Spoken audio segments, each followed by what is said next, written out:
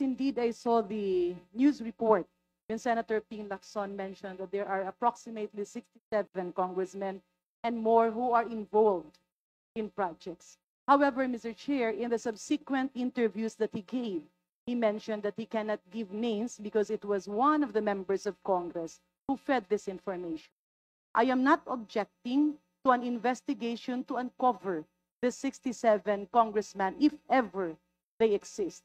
However, Mr. Chair, what I am worried is the fact that the oversight powers of Congress will be clipped in the guise of conflict of interest. Ang sa akin lang po, nirerespeto ko po ang sinasabi ni Congressman Shel Jokno at ni Congresswoman Laila De Lima.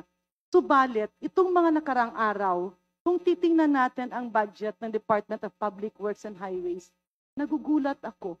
Kasi tila may pumasok sa NEP na mukhang hindi naman dumaan galing sa baba.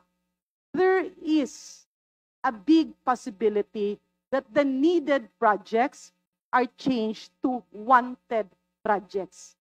Ang want ay gusto pero walang benepisyo sa taong bayan.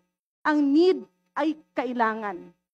And with the current budget deliberations and the oversight powers of Congress, it's time for us to uncover the process and the system. Bakit ba paulit-ulit ito na nangyayari?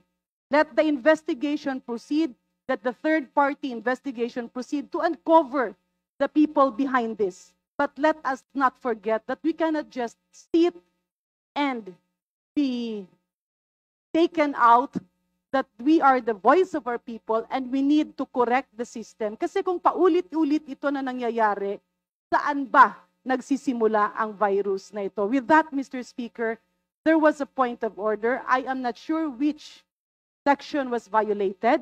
May I therefore ask for the ruling of the chair?